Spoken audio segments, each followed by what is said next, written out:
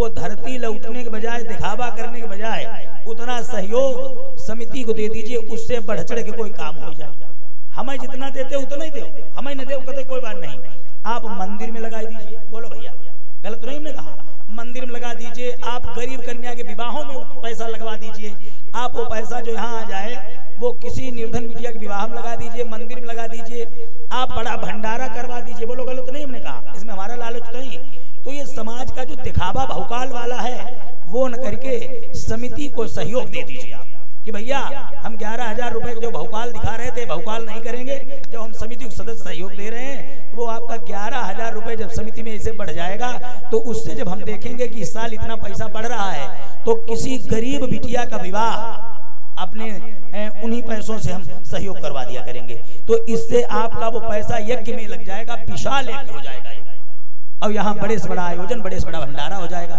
और अच्छा, कथा किसी एक व्यक्ति की है नहीं, पूरे गांव की है, तो इसमें आप लोगों का जैसा सहयोग आएगा वैसे ही यहाँ भाई व्यवस्था, वैसे भंडारा किया जाएगा। अब की बार में इन लोगों ने कार्ड भी नहीं बांटे, ना तो कहे किसी के घर घर कार्ड इसलिए नहीं पहुंचाए, जैसे बाई चांस कोई बाहर कार्ड दिसे दे आए और वो यहाँ आएगा तो सहयोग भी लाएगा, तो उसे हर साल ऐसा लगेगा ऐसा ना जो धरार वाले धंधा बनाए हो। बोलो, ऐसा भी तो लोगों के मन में आ जाता है कि जब जैसे किसी आदमी तुम कहो भैया कथा है आना, बार बार उसे काट दोगे तो उसके मन में विचार आएगा जो ऐसा ना धंधा बनाए हो।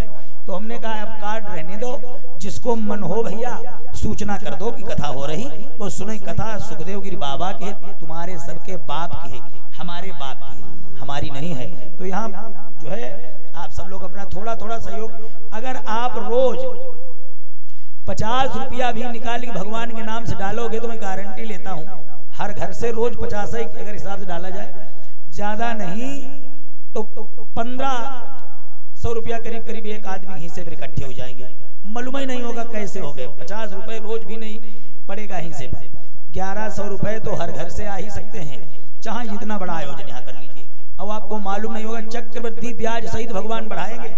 हम आपको एक छोटी सी बात अपने जीवन की बताते हैं। हमने अपने यहाँ यज्ञ कराया, उस यज्ञ में एक बार 70,000 रुपए घाटा आया।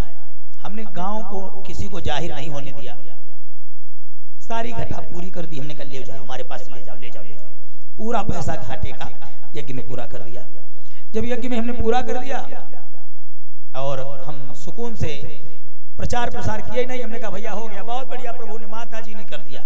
हम माता जी के पास गए, दुखी नहीं हुए। हमने कहा माता जी आप ही हमें देती हैं तो हमने आपके काम में लगाया, बाकी सब आप ही समझिएगा।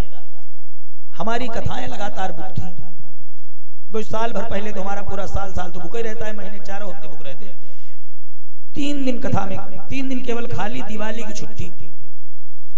तो एक व्यक्ति ने, यादव जी थे लखनऊ के, बहुत अच्छे व्यक्ति, उन्होंने हमारी कथा कराई। कहा भाई पंडित जी आओ। हमने कहा भैया टाइम नहीं। बोले 3 दिन खाली, 3 ही दिन आप हमारे यहाँ राम जी की कथा का प्रवचन कर दीजिए। हमने कहा 3 दिन नहीं, कह देंगे 4 दिन, लेकिन जिस दिन दिवाली है उस दिन में करके रात घर चले आएंगे। बोले पक्की बात, ईमानदारी से बताएं, देखो माता जी कैसे ब्याज बढ़ाती हैं। तो भाई कथा करी हमने, और जब हम दिवाली वाले दिन चलने लगे, हमने कहा एक दिन आपका बचा है, आज दिवाली रात दिन मनाएंगे, कल फिर तुम्हारी कथा कहने आएंगे। दोनों का ठीक पंडित जी। हम चलने लगे, उन्होंने लिफाफा एक हमें पकड़ाया कि ले इसमें पैसा है, इससे बच्चों के लिए मिठाई लिए जाना और प्रसाद जो है हमारा लिए जाओ, बच्चों के लिए पटक्का ले लेना। तो हमने जब उन्होंने लिफाफा पकड़ाया तो हमने कहा इसमें रुपया 5,000 या 2100 होंगे। गाड़ी चलाते रहे, हमने प्रभात को पकड़ा दिया, हमें जो पैसा मिलता है जो चेला जो हमारे जो होते हैं नहीं पकड़ा देते हम। हमने देखो भैया इसमें क्या है।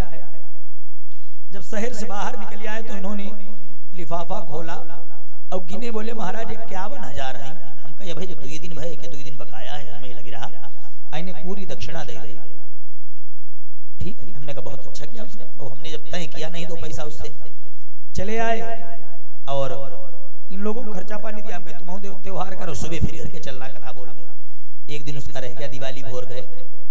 जब दिवाली भोर एक दिन की और कथा हो गई और जब चलने लगे उसने कहा बताओ महाराज अब दक्षिणा बताओ अपनी। हमने दक्षिणा तो कल आपने दी थी हमें। अरे बोले वो तो हमने बच्चों के प्रसाद और मिठाई और पटक्का के लिए दी थी। तो हम तो भाई ऐसे आदमी हैं कि बिना मेहनत का ज्यादा पैसा लेते नहीं, परिश्रम ताकि हमारा रोने धोने और बीमारी हारी में व्यर्थ में न जाए, ये हमारा उद्देश्य रहता। हमने कहा आपने जो दक्षिणा हमें दी थी उससे हमारा खर्चा, हमारे चेलाओं का खर्चा निकल जाएगा। आपकी 2-3 दिन तो कथा हुई पाई, राम कथा तो उसमें क्या आप कर ले? बोले नहीं महाराज कुछ बताना पड़ेगा।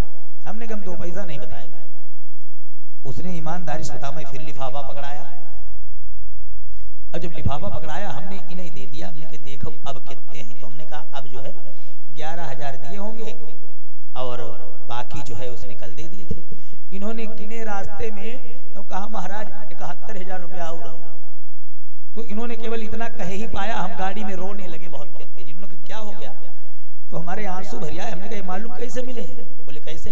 हमने कहा 70,000 रुपया घर के यज्ञ में आज के 8 दिन पहले जो हम पर लग गए थे अपनी जेब से, यानी हमारा सहयोग जो था वो देने के बाद, जो हम अपना देते थे चंदा उसको देने के बाद इतना लग गया।